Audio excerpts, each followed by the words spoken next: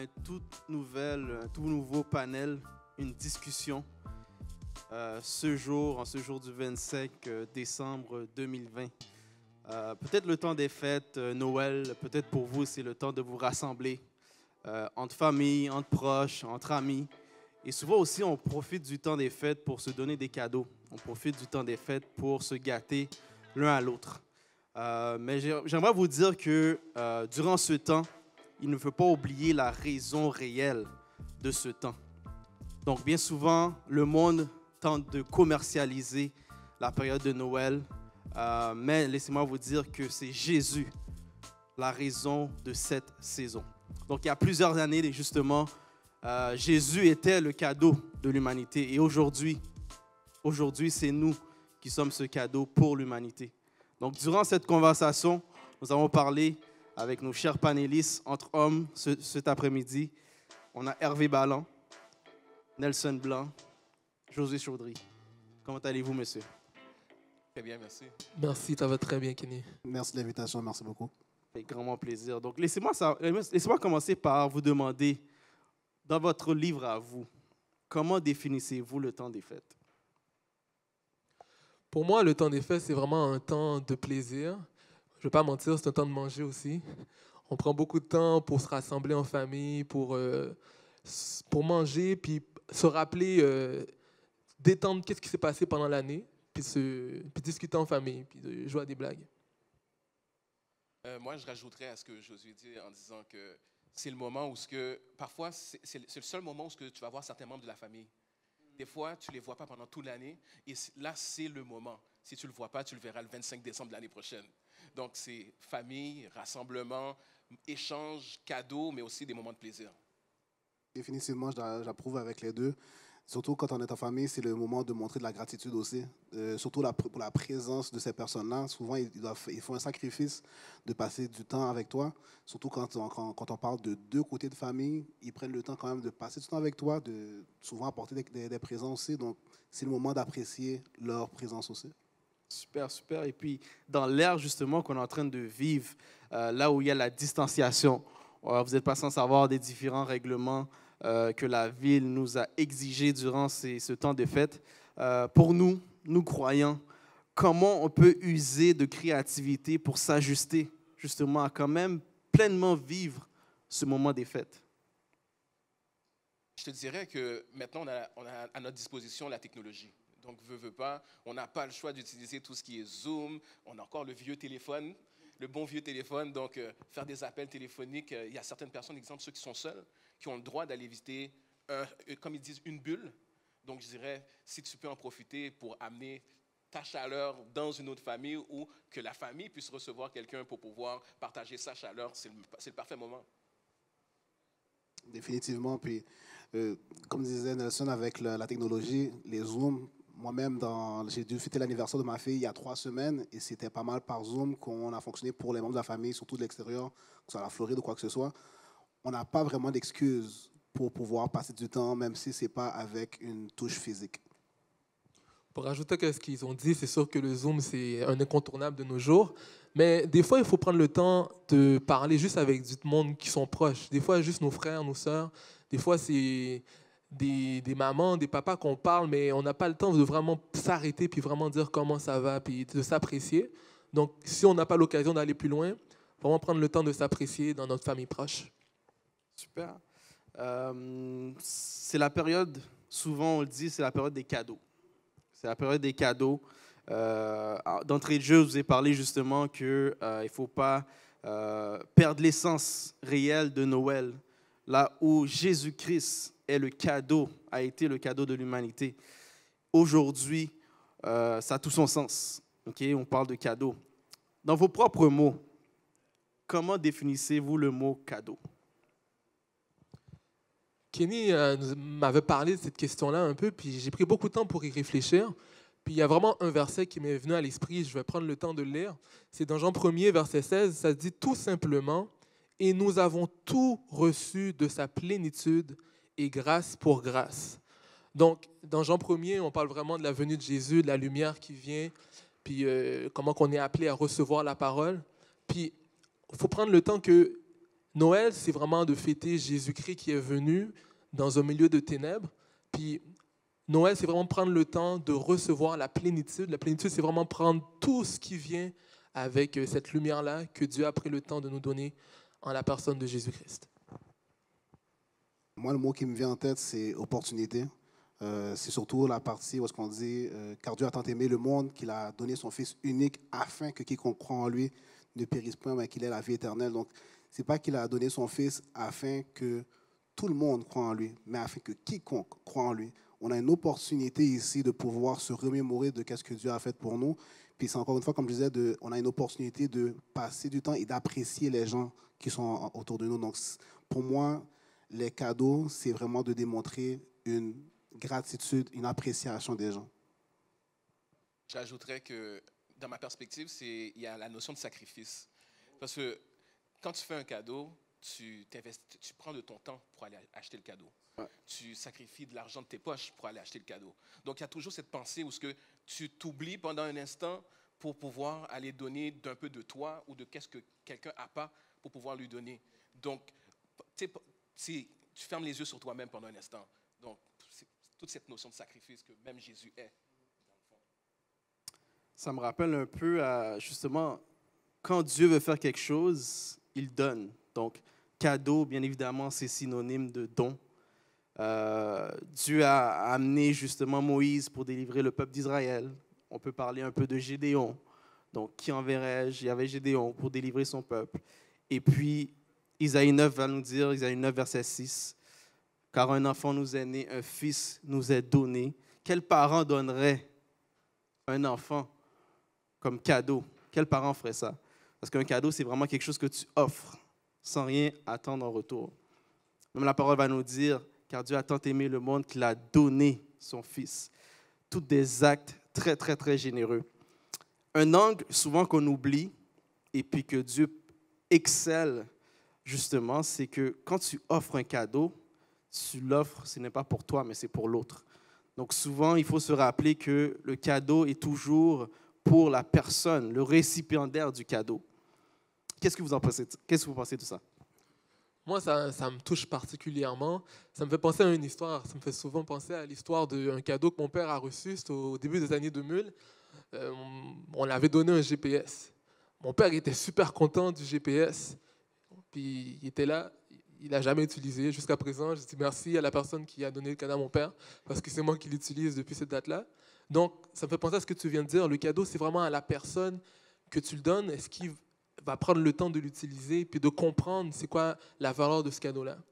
Donc, souvent, c'est ça qui me vient en tête. Est-ce qu'on prend vraiment le temps d'apprécier qu'est-ce qu'on a donné puis de se l'accaparer pour nous aussi, pour que ça devienne une partie de nous-mêmes que la personne nous donne?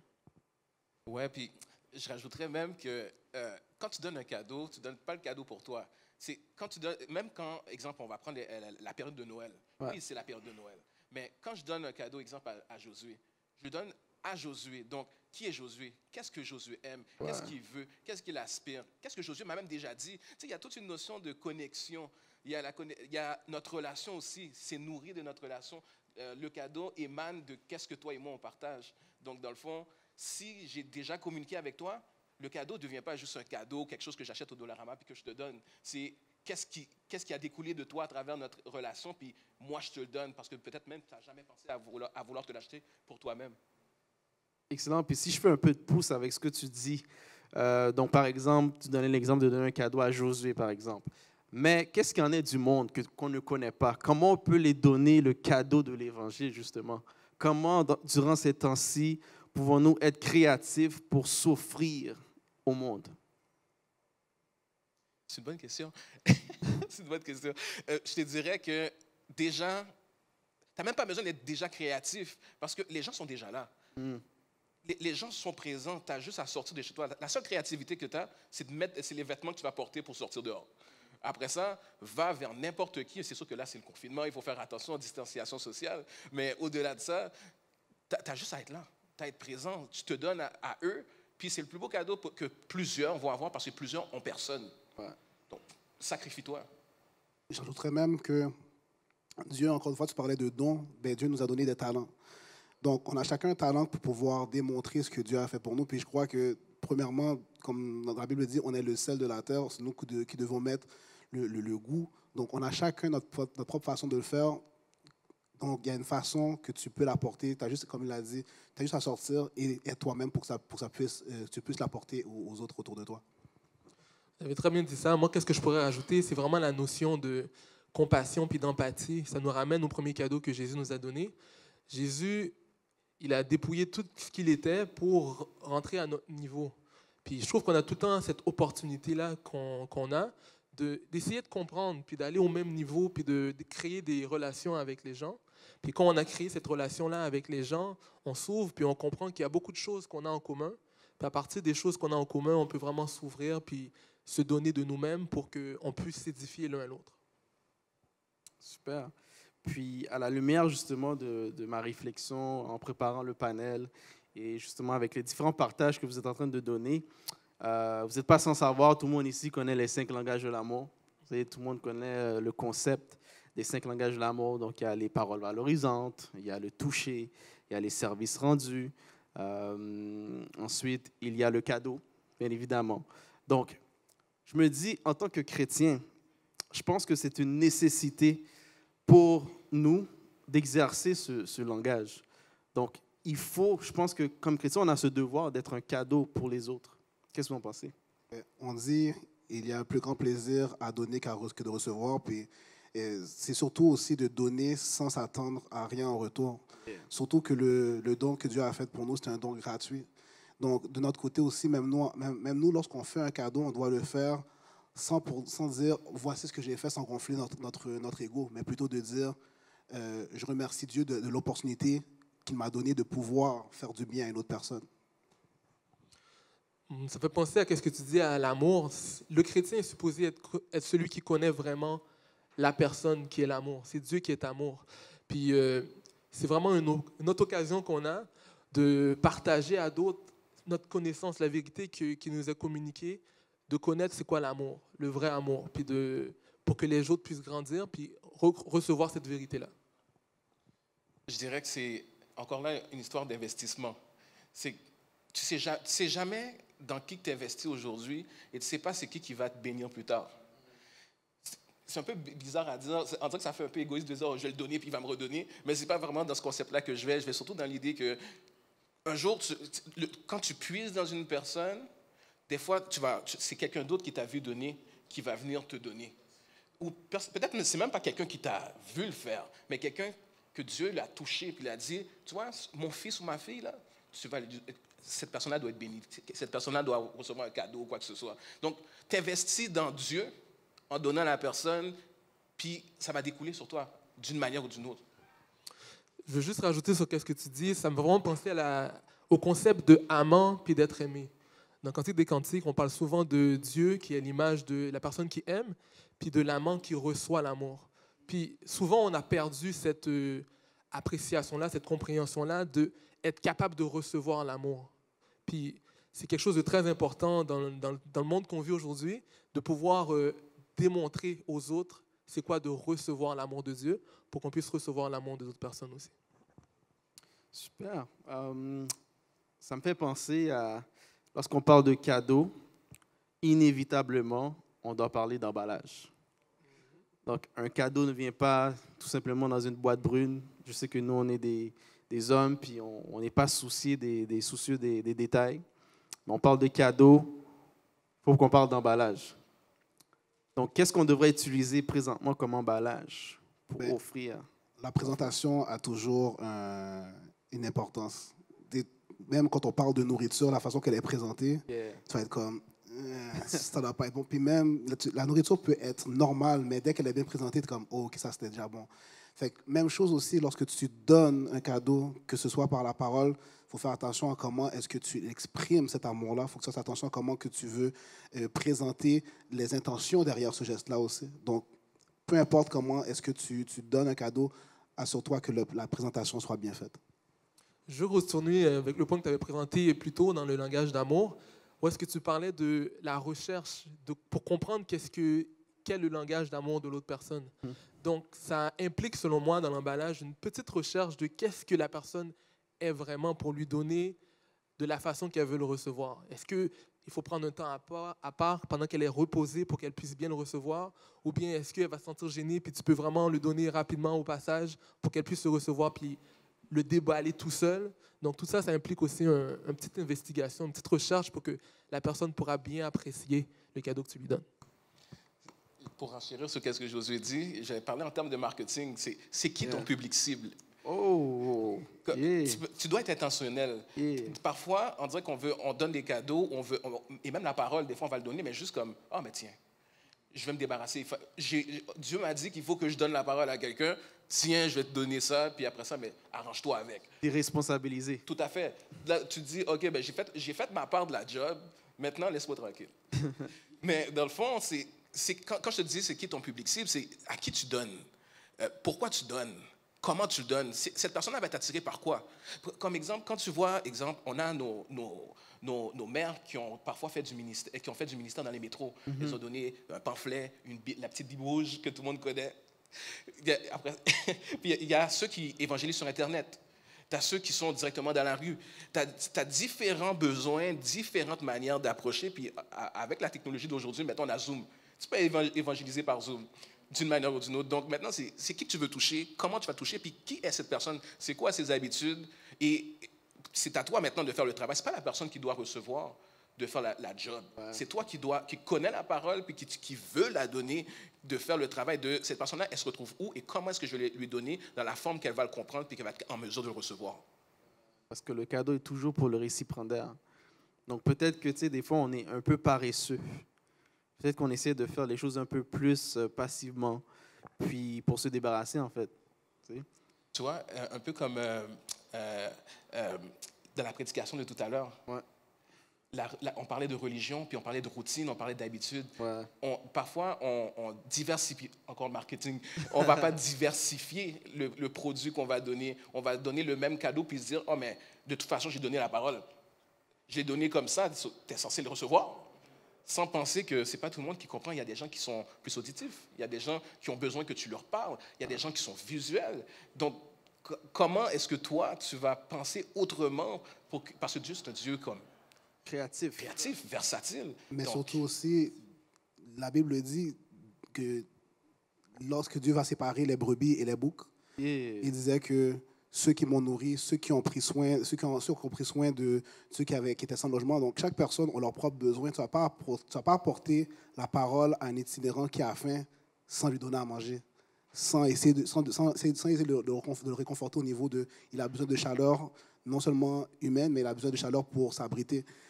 Un dépressif n'a pas besoin des mêmes besoins qu'un itinérant. Donc, comment tu vas apporter la parole au dépressif et à l'itinérant, c'est deux choses différentes. Super. Puis, dites-moi, monsieur, il vous reste 24 heures à vivre. 24 heures. Quel cadeau voulez-vous laisser au monde? Moi, je pense que un des cadeaux les plus importants, c'est le témoignage de notre vie. C'est quelque chose de si simple, mais de si complexe en même temps. Moi, au courant de l'année, il y a quelques décès qui sont passés dans ma famille, comme plusieurs d'entre nous. Puis, il y a beaucoup de choses qui sont revenues, puis on se rend compte de qu'est-ce qui est important, puis qu'est-ce qui n'est pas important. Puis il y a des choses qui sont si simples. Juste le fait qu'une personne savait t'appeler à ta fête pour dire juste « je m'appelle » non? Des petites choses qui sont tellement simples, mais quand tu gardes ce témoignage-là, les gens vont comprendre que réellement, il y a un Dieu qui les aime, puis que réellement, Dieu existe, puis ça va leur donner une espérance, puis une capacité d'aller plus loin. Moi, définitivement, 24 heures à vivre, ce que je veux laisser au monde, c'est ma façon de vivre. Donc, comment est-ce que je suis reconnu? Hervé, est-ce que c'était une personne qui répondait avec des mots positifs? Est-ce que c'était quelqu'un qui était pessimiste, optimiste? Est-ce que c'était est-ce que c'était un bon père? Est-ce que c'était un bon mari? Je veux que, comme mon grand-père a vécu jusqu'à l'âge de 100 ans, presque 101 ans, et chaque fois que je pense à comment est-ce que je devrais agir en tant que père, en tant que mari, je pense à lui. Qu'est-ce qu'il devrait faire? Comme, what would Joseph do?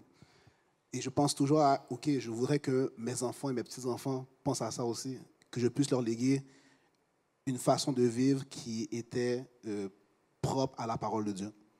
Parfait. Josué, témoignage Hervé héritage, si on peut dire.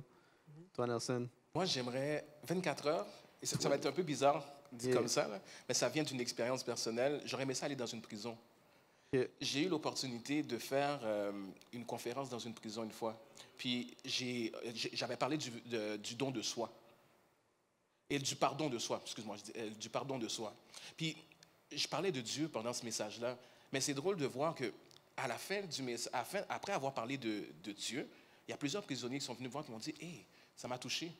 Je ne l'avais pas vu comme ça. » Donc, je parle de la prison pour dire, pas juste des gens dans une prison, mais les gens qui ont aussi une prison mentale puis une prison émotionnelle. Tu sais, les gens qui se disent, on a tous un moment où on se dit, je ne suis pas digne. Dieu, c'est sûr qu'il va cracher sur moi. Et si je pourrais toucher, dans ces 24 heures-là, si je pourrais toucher au moins 1 million de personnes qui pensent qu'ils n'ont pas le droit à Dieu, qu'ils ne sont pas dignes de Dieu, ou qu'il leur faut un vêtement particulier pour venir à Dieu, puis juste leur dire, hey, tu as le droit. On a tous passé dans un moment où on n'était pas digne, entre guillemets, mais Dieu nous a toujours dit, viens, je t'attends. C'est pour ça qu'il a envoyé son fils. Exact. Et son fils est allé dans tous les endroits possibles pour pouvoir toucher tout le monde. Donc, si tu penses que tu n'as pas le droit, sache que la porte est ouverte à toi. C'est ça que j'aurais donné dans ce 24 heures-là. Oh, c'est fort, c'est fort, c'est fort. Puis, dites-moi, monsieur, tu sais, 2020, je pense que personne n'a pu le prédire. OK? Rapidement, si je vous demandais un mot pour résumer votre année 2020. Donc, pour moi, vraiment, le mot qui viendra en tête, c'est développement. Ça, c'est mon mot pour 2020. Encore une fois, je le répétais hier avec le ministère de l'Éducation chrétienne. Tout est une question de perspective. Donc, oui, il y a eu des hauts, il y a eu des hauts, il y a eu des bas. C'est une question de perspective. Donc, moi, je me dis que c'est une année de développement. Donc, si je vous lançais la question, quel serait votre mot pour l'année 2020? Moi, ça va vraiment dans ta direction, mais vu que je ne veux pas copier ce que tu as dit, je vais passer au mot réflexion. Moi, personnellement, j'étais dans un moment de pause à plusieurs niveaux dans ma vie, puis ça m'a vraiment donné l'occasion de m'arrêter, puis de penser, puis de me réaligner, comme un reset dans le GPS, encore avec mon histoire de GPS, pour me repropulser dans le futur, parce que ce n'est pas fini, là.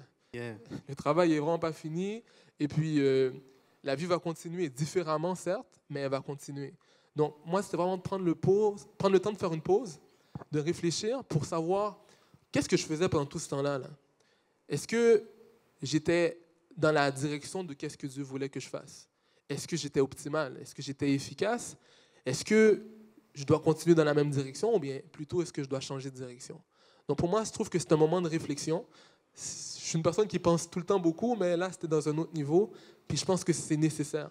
Puis c'était pour moi ça qui était nécessaire, de faire une réflexion à un autre niveau pour que je puisse passer plus tard dans un autre niveau.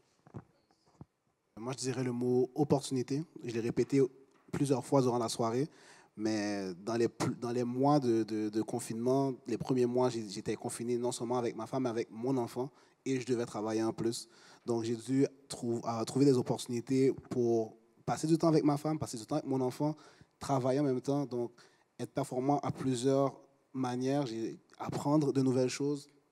J'ai pris le temps d'apprendre de nouvelles recettes, à trouver de nouvelles manières de m'entraîner, vu que je ne pouvais plus aller au gym.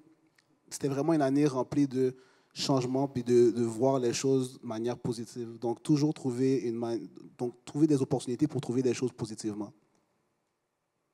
Moi, je dirais que c'était découverte, ou redécouverte plutôt. Okay. Parce que moi, cette année, en fait, mes deux parents ne sont plus là. Donc, ça a été l'année où j'ai eu vraiment à vivre seul et penser stratégiquement seul aussi. Donc, avant, dans le passé, quand j'habitais avec ma mère, dès que je passais à travers la porte, c'était « moi, le fond de prière pour vous » avant que je sorte. Mais maintenant, c'est ma relation, c'est plus la relation de sœur Juliana ou de frère Jean-Baptiste, c'est la relation de Nelson avec Dieu. C'est « oh, aujourd'hui, je n'ai pas prié. Oh, c'est vrai. » Puis, ça m'a poussé à me remettre en question sur divers éléments de ma vie, scolaire, relationnelle, amitié, famille, etc. Et de juste prendre un recul un moment, puis de regarder, OK, comment est-ce que j'ai fonctionné avant et aujourd'hui, comment est-ce que je vais faire les choses différemment? Parce qu'il y a pas mal de choses, pas mal de moments où, honnêtement, j'ai été loin de Dieu. Puis d'autres moments où j'étais comme, on dirait qu'il était à côté de moi en train de me parler. Donc, je me suis dit, j'ai commencé à me demander comment est-ce que dans les prochains temps, 2021 s'en vient, comment est-ce que je peux passer le plus de temps où ce que Dieu va être là à côté de moi, puis qu'il va me dire, Nelson, toi, ce travail-là, c'est ça que je veux que tu fasses. Toi, cette personne-là, c'est avec cette personne-là que je veux que tu parles. Donc, ça a été de me reposer des questions, puis d'ouvrir une porte à Dieu dans ma vie pour me dire, Nelson, c'est ça le plan, là. C'est plus ton plan, là, c'est ça le plan. Super. Donc, notre panel, notre discussion, notre conversation, monsieur, tire à sa fin. Donc, je voudrais vraiment vous remercier d'avoir accepté l'invitation. Donc, merci Hervé, merci Nelson, merci Josué. Et pour terminer, vraiment, dernière question que j'aurais à vous poser à tous et chacun. Donc, il y a plusieurs personnes qui vivent seules. Il y a plusieurs personnes qui sont un peu délaissées dans ces moments-là. Donc, quel conseil ou qu'est-ce que vous voulez que ces gens puissent retenir de la discussion qu'on a pu avoir cet après-midi? Avant qu'il dise, je vais prendre ton mot. C'est ne pas oublier qu'il y a tout le temps une opportunité. C'est vraiment saisir sa chance. Parce que c'était l'année du fake news dans les nouvelles. On disait beaucoup qu'il y avait des fake news, il y avait des fausses nouvelles. Mais pendant qu'on est seul, il y a beaucoup de fausses nouvelles qui se passent dans nos esprits. Il y a beaucoup de fausses informations. Puis pendant le confinement, il y a des personnes que je n'ai pas parlé pendant des années qui m'ont appelé. Puis ça m'a vraiment changé la direction de ma vie. Puis ça m'a poussé justement à prendre l'occasion d'appeler ces personnes-là aussi. Donc c'est vraiment briser les solitudes. Et puis, on l'a dit souvent, vous l'avez dit souvent, messieurs, c'est pas trop tard. Il y a tout le temps une autre occasion. Il y avait un moment, là, pendant le confinement, on pensait quasiment que c'était la fin du monde. Après ça, on a tourné nos têtes, on a vu que la journée, le soleil s'est levé encore. Donc, prendre l'occasion, prendre l'opportunité de continuer, on l'a dit souvent, de reconnaître c'est quoi vraiment le plan que Dieu a pour nous, puis de foncer, d'y aller. Je les dirais, tu es un cadeau. Là, on est dans le contexte de Noël, donc souvent on dit, je veux un cadeau, mais là, je vais leur dire, tu es un cadeau. Sois béni et bénissant, sois convaincu et convaincant. Être tout seul, dans une période de solitude comme celui où je connais présentement, on peut commencer à se dire, regarde, les gens m'ont oublié, personne ne m'appelle. Il y a beaucoup de personnes qui le vivent. Il y a des gens qui sont négligés présentement. On a des personnes âgées qui sont plus seules qu'ils étaient déjà. Mais je veux leur rappeler que tu es un cadeau pour l'humanité. Dieu t'a mis là, il t'a bâti d'une manière pour être utile d'une manière. Puis ta valeur ne dépend pas de ce qui se passe dans le monde. Ta valeur est beaucoup plus haute, beaucoup plus grande, beaucoup plus forte. Donc, même si on ne t'appelle pas, sache que Dieu te parle tout le temps. Donc, ouvre ton téléphone spirituel puis garde les oreilles bien ouvertes parce que tu es là et tu es important. Je ne sais pas quoi rajouter après ces deux messages-là pour de vrai. Parce que c'est un mélange des deux que je crois pour de vrai. De un, tu as des opportunités. Tu disais qu'on avait des opportunités de redécouverte. Dans ces moments-là, tu peux faire une introspection et comprendre pourquoi est-ce que j'agis de cette façon-là. Pourquoi est-ce que c'est important. Pourquoi est-ce que l'importance que les autres me donnent est importante pour moi, alors que, comme tu disais, j'ai une valeur. Dieu m'a donné une valeur. Je suis en mesure d'accomplir des choses par la force de Dieu. Je suis encore là. Donc, comme Josué disait, on a toujours des opportunités. Dieu nous donne des opportunités et des talents pour soit faire du bien ou soit être égoïste. Donc, toujours utiliser ces opportunités-là pour faire du bien à autrui. Et comme je disais tantôt, ça fait toujours du bien de donner plutôt que de recevoir. Donc, je disais que si tu es tout seul, profites-en pour donner plutôt que de t'attendre à recevoir. Amen, amen. Donc, durant ces temps-ci, on sait que le monde tente de commercialiser le temps de Noël. Il est extrêmement important de savoir que c'est Jésus et Jésus seul la raison de cette saison. Donc, soyez richement bénis. Bonne fin d'année 2020.